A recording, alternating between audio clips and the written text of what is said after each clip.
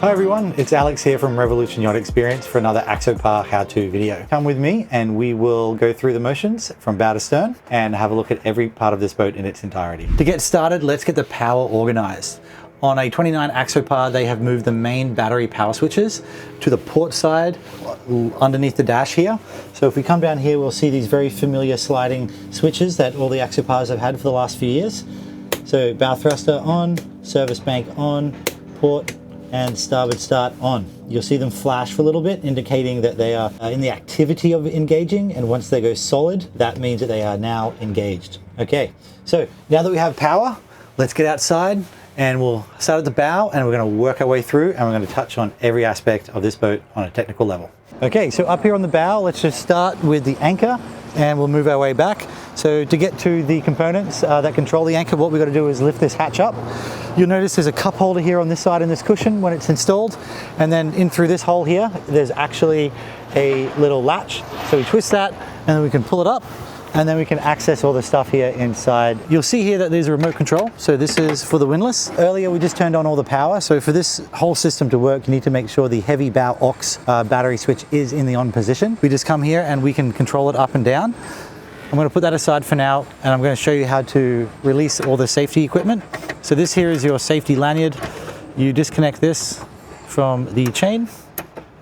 Oops. Pop that out of the way for now, and then we've got to take this thing off right here. It's holding that anchor nice and secure. Okay, so now that's ready to be dropped. We simply come to here and we can go down.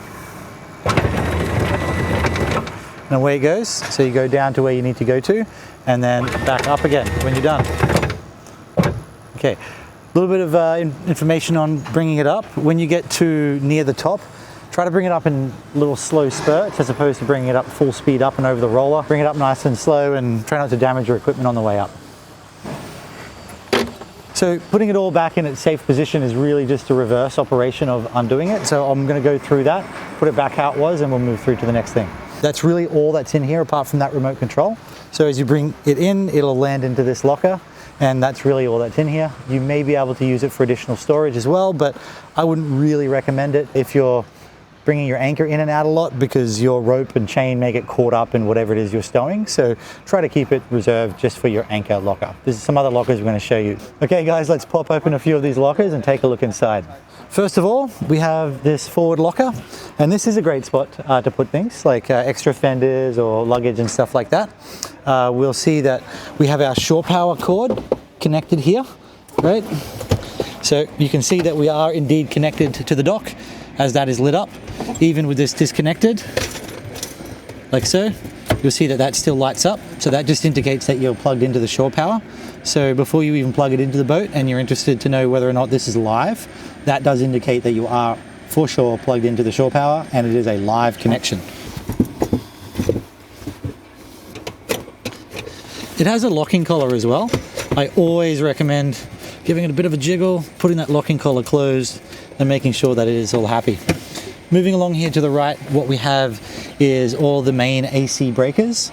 So we are in Canada, in North America, so we have indeed 120 volt here at the dock, and you'll see that all these breakers correspond to the circuits that are on the boat on the 120 volt side.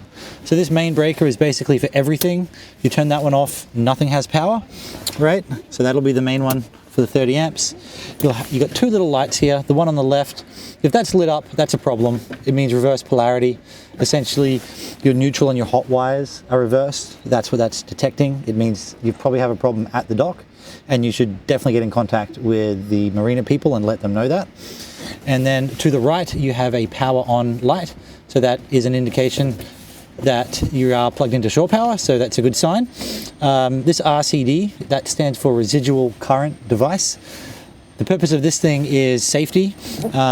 What it does is acts a lot like a GFI or GFCI. So in the event of a shot to ground through somewhere it shouldn't go, that thing there will detect it and pop all the circuits immediately. So there is a little test button here, and you'll see that it throws it, and that's exactly what it would do in the event of an unsafe situation. So something you could check if you don't have power. That could have tripped. Battery chargers, outlets, and stove are the remaining ones here. Okay, so If we take a little bit of a look to our left here, we'll see that we have this little access plate. There really isn't much for you to see in there. Moving below it, we have the whale pump. So this here is a manual bilge pump. This comes off the wall, it goes into this hole, and then you can move it up and down. It's a diaphragm style pump, and it is a emergency manual bilge pump should your electric pumps fail. Just to the right here, we have our water fill. So this is hidden underneath this hatch. So when you pick up this hatch, you'll have access to that water fill. Right, so closing this hatch, I do just want to point out this little notch here, which is really clever. So your shore power cord will have to come through there, and that's exactly where you want to put it. And then it'll be nice and secure. This is how you open it, just by releasing that. And then it goes back into place. This locker here is what we call an open locker, so it doesn't really access from the top. It accesses through here. So a place to put some stuff. It has this like fiddle rail of sorts. Yeah, so things hopefully won't fly out of there, but know that it is very much open to the elements. It is indeed a wet locker. Over here on the port side, we have another lift up hatch. This one here has a nice little latch here. I'll take the time to point out that Axopar have done an upgrade into how these hatches open. On previous models and previous generations, we would see some awkward flipping of switches underneath some cushions, but now they've moved this latch right down onto the front. You don't need to touch the cushion, doesn't matter if it's on or off, and then open it goes. We have a canvas cover stored in here for now. I'm gonna just pull that out and we're gonna take a look and see what else we see in there. Inside of this locker, this is a brand new boat, as you know, and there's a couple of fender covers there for you to put on if you please. You don't need to, but they are there and they come with the boat if you like them. Here's an extra line, and then we have some table legs that are installed in these nice little clips. So these guys come out together as a pair, and they go into the deck that I'm sitting on right now, and that's where you put the table. So the short legs are if you want the table to be at this level, and then there is what's called an infill cushion, which is the same material as this, and it makes this entire area into one bed. Really nice feature. And then of course we have the longer legs right here, and these ones will come out and put the table at a height which is good for entertaining and sitting around and eating, etc. So I'm going to pull one of them out and I'm going to show you how it slots into this little hole here. Seems pretty straightforward, but I'll just show you a little tidbit of information to make it easier for you. Okay, so let's take a look at this mechanism here. We'll see that it has this slotted side like this. Okay, so that goes right into here. You just drop it in. All you really need to do is let its own weight and gravity rest it in place, and you just twist it clockwise, and that makes it tighter and tighter and tighter. The more you twist, the tighter it'll get. One little gotcha moment that can happen is sometimes these things will be a little bit too deep.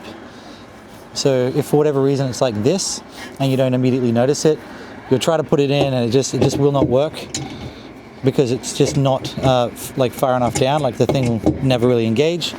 So it just needs to be far enough off the base so it will slide underneath that little groove right there.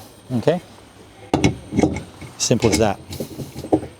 Okay, so what you might have noticed, or you may notice when you pull your table up for the first time, is that it requires 2 legs, but there's 3 inserts here on the bottom. That is, of course, if you want to offset your table back 1 notch, you can have it back here and be a little bit more accessible from this table here. So that is just a personal preference as to when you're setting up, as to where you would like it. You'll notice there'll be a few of these hanging all the way around the outside, and snapping it on, it keeps it from flying away. Okay, another thing up here on the bow that I need to show you are these little things here. This is where the poles go for the forward or bow sunshade. There's one on this side and there's one on this side over here. So stowed away, there'll be the whips that go in here, and then on the hard top of the main cabin there's some clips, and then you have this elevated sunshade above you. This forward sleeping berth is equipped with a fully functional electric toilet, and there is a holding tank on board. So to empty that holding tank, you have 2 options. You can either use the macerator system if you're far enough offshore, and we'll go through that later, or if you're at the marina and they have a pump out facility, they can hook up and do what's called a deck pump out. And right here there is a waste valve like that. It is labeled. It's got this little safety chain. Okay, so we're going to go through the stereo in a little bit more detail later, but know that there's some outside forward speakers, and this is where they're located. So everyone up here on this bow entertaining area gets a really good experience with the sound out here. Okay, so moving along down the port side of the vessel, what we have is the fuel fill.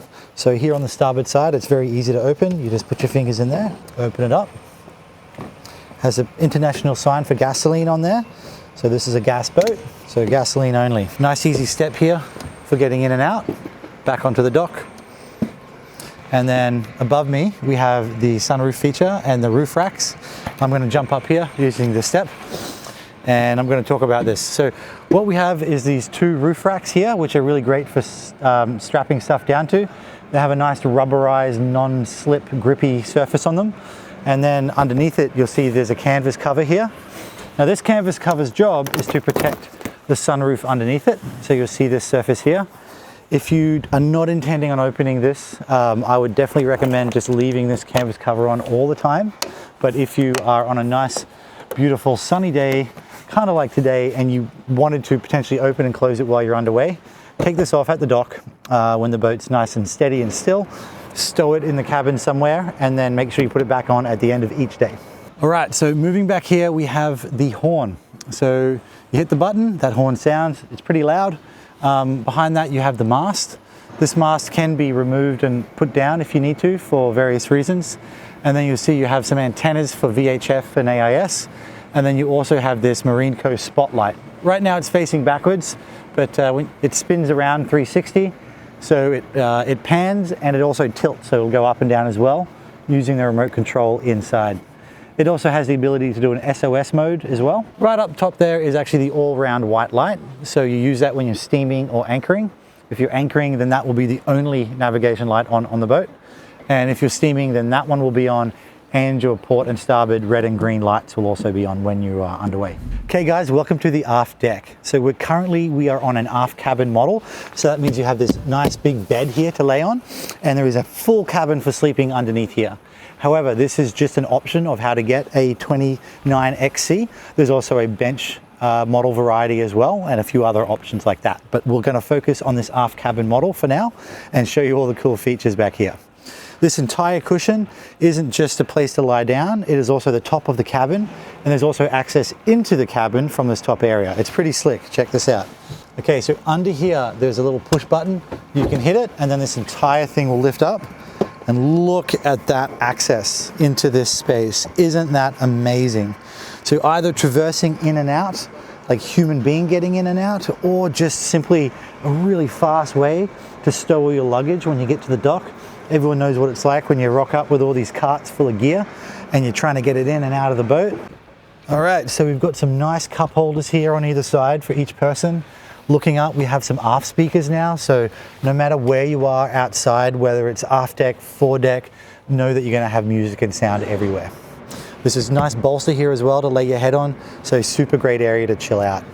On the port and starboard side, this vessel's been equipped with the option of these locker cushions, so you can also sit here. Great for just expanding the entertaining space just that little bit more. You're going to have lots of people here, be quite comfortable. What you'll see here in front of me is the tow bar, okay?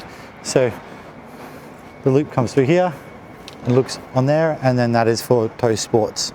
There are some warnings about the limitations of the system, so please make sure you read those warnings before you go out and do some tow sports.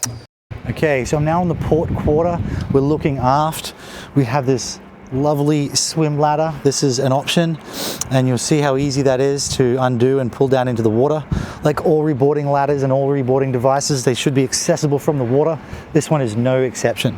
You can undo that strap, pull it down, and then they'll all telescope out so you can safely get in and out of the water. Great for swimming, great for safety. It's a really great option. Underneath those are these two Mercury engines. These things are the new V6s, and it is as simple as pressing that button to access the oil top up and also the oil level. Please make sure you consult the Mercury manual on how to go through that procedure. On the port side of the engine, there's a trim switch, a manual trim switch. So if you're back here and you do want to control the trim of the engines up or down, you may have come back here to do some entertaining or some relaxing, chilling out. What you want to do is just lean down here, and there's a little switch for trimming up and trimming down. Of course, the main throttle and shift controls inside at the helm have the ability to do this, but there is a manual control out here should you require it. Okay, so also down here on the port side of the engine, we actually have this guy right here. This is for flushing the engines. So in the manual, it is going to recommend, especially if you're in salt water, to give these a good freshwater flush. And that's done through that port there.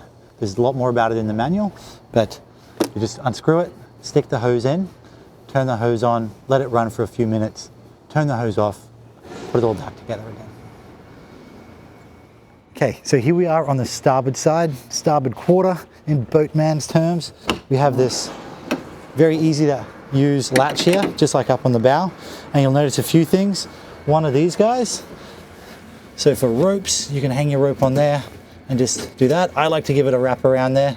Gives it that extra level of security and gives me something to do with all this extra slack. But if you have a longer, bigger item, that also works too. Up forward here, have an access plate. Nothing really in there to see. This is really just a technical space. But again, like on the bow, we have this handle. Like before, manual bilge pump operation, up and down, to be used in the event of emergency where your electric bilge pumps are not working. But also, when you lift this up, it does reveal the diesel fill. So this boat is equipped with a Webasto heater. The Webasto heater runs on diesel, and there is a 20-litre tank, and you lift this up, open it up, fill with diesel only. Let's go take a look at the one on the other side. Over to the port side here again, port side locker. Same latch as before, lift up. Same rope storage as before. You'll notice this little basket here, and it's containing the shower. So this is our aft deck shower. This one here, cold. So if the water pump is on, and I'll show you how to turn it on in a minute, we can twist this and then the water will come out of here. Okay, going through a boat bow to stern is an absolute mammoth task. This is going to be part one of that video. I hope you guys enjoy it.